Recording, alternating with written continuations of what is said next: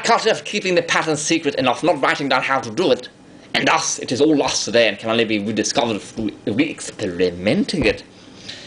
That culture was until the very late 18th century, but until even the early to mid 19th century, for a lot of them, but the first ones that began using formulas and began being like, oh, we should write it down and share it with one another, who cares?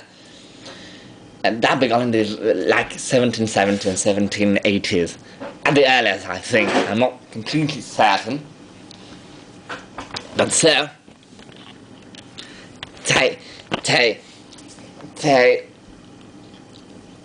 for the first time, tailor means tailored garments. So they were very tight-fitting. That was the whole point. Now, when they make tailored garments, for example, they might make a very voluminous suit like they had fashionable during the 1940s. But initially, a tailored garment meant it was tailored to fit your form, which was very exceptional back then because nothing looked like that. Nothing had ever been so tight. The closest thing would have been some undergarments, especially for the cold countries, especially if they had been knitted. But still, it would look baggy and loose like those loose union suits, not something that actually sticks to the skin. As an outer layer, which was obviously very edgy, it was the first time something so, perhaps in a way, sexually attractive, at least if you had a good figure, had been made. It was very provocative, super modern, super provocative, and it's something only the richest, it only started with the richest, nobility in Portugal. But soon, obviously back then, transportation and all was not the same even in the Renaissance period, so it was very primitive and slow. So it took years before, perhaps a decade before it reached the heirs to the noble courts of Italy, and then it reached to France, and then the noble courts finally of Great Britain, and so on. And finally, by the 14th century, all of nobility would do fashion. Whether they would be super old, they would do it without even realizing. Everyone was wearing basically tailored garments of nobility, and maybe even some very rich, I think they began having very rich non-noble, or people that were almost noble but not quite, but it was still a nobility thing because back then there were no middle classes. In Western Europe, middle classes did not exist. It has only begun to exist, I think, in the 15th century at the earliest, maybe mid-15th century. Back then you had working class nobility. So you could be well-to-do in the working class, but you were not very, even a merchant, even a well-to-do merchant. As merchants began to happen more and more and to gain more wealth and status, that was when the middle class was born.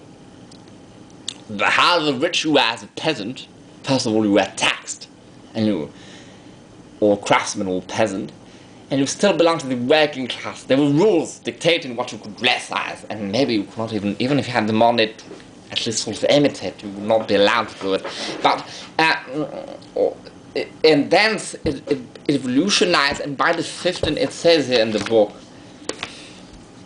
see, it sort of looks like that, at least in Italy and Spain, at least Italy, by the sort of,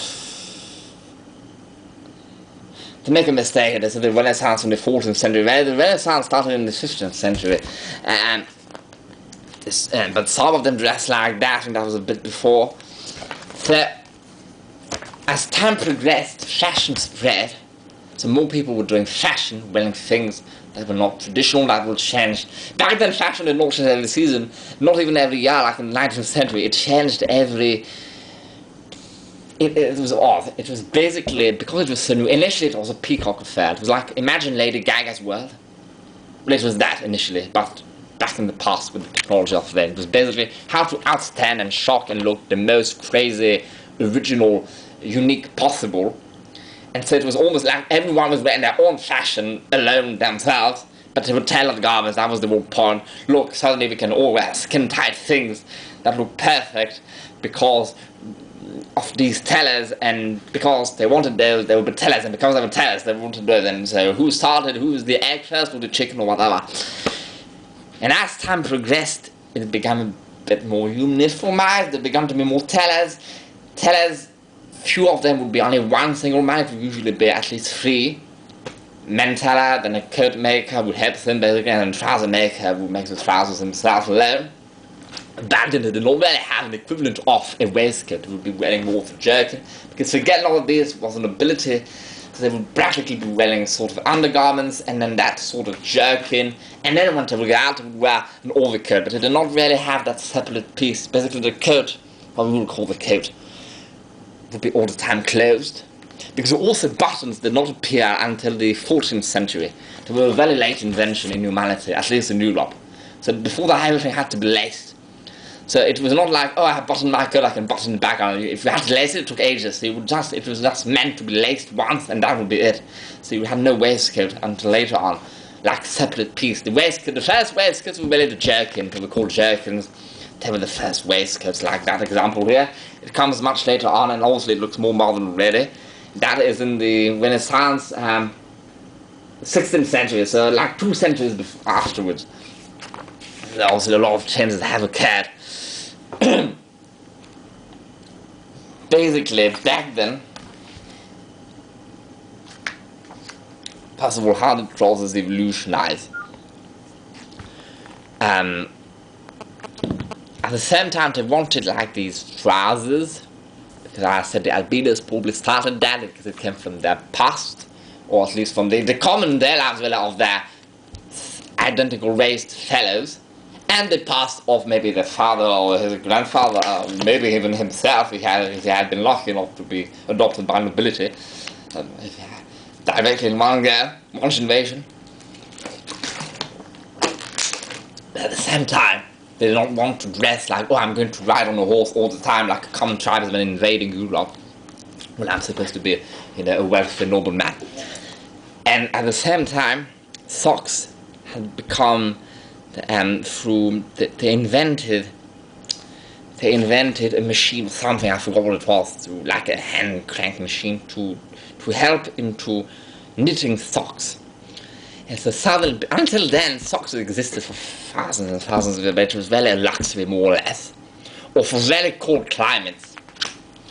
But then it was more of like a boot sock, like a sock you would hardly wash and ever take off, like a super thick sock of a peasant that you would wear, and maybe you wear 2 of those, and then you would wear next to like knitted gaiter, like maybe those Danes, like the Danes and the Scandinavians, and maybe northern Britain, they would do that in the winter.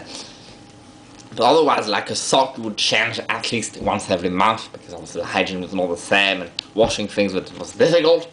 It was really a nobility, or at least very wealthy, or maybe a wealthy peasant would have had one pair for his wedding, and he would never wear only for special occasions. And practically, shoes were like socks, except for very cold climates, as I explained. So either you were a peasant and you wore clogs, because they did not know how to make very hard leather. And until the late Middle Ages, or even the early Renaissance, they did not really know they did not really put interfacings. How is my boot? Look here. How is that boot? I put a damn thing. How is that boot? Well, I put a shoe in there, but anyhow, it keeps its shape. How come? You think this flimsy leather keeps its shape? No, there are lots of interfacings. But they did not really know how to do that. It's complicated in order to not really have these developed processes. What they would use traditional leather, but they did not really have the time or the need to do that. They were not really doing that, and it was very expensive to do it. So you were wearing sort of sock, basically shoes in the Middle Ages and even in antiquity for countries like Britain and all, were like leather socks. They were like the soft part of the leather, and that would be the entire shoe. So it would be an entire flexible leather shoe with a very thin and flexible outsole without any heels. Heels did not exist until the 16th or 17th century even. So no heels at all. It's completely flat. That is the reason for which back then people would not, and the man explains that on YouTube, which is very interesting. They would not walk. Now we took the habit of walking like this on our heel because of the heels of shoes, because the soles are thick, so we cannot walk like that. Because the shoes were so thin back then. On paintings of the Middle Ages and all, you can see people actually walk like that. People think it is a stylistic choice, but no, it represents the reality of how people walked. They walked on their toes first, because if normally as a human you walk first on the toes, it's better for your back, and you touch the soles, see if there are any, broken pieces of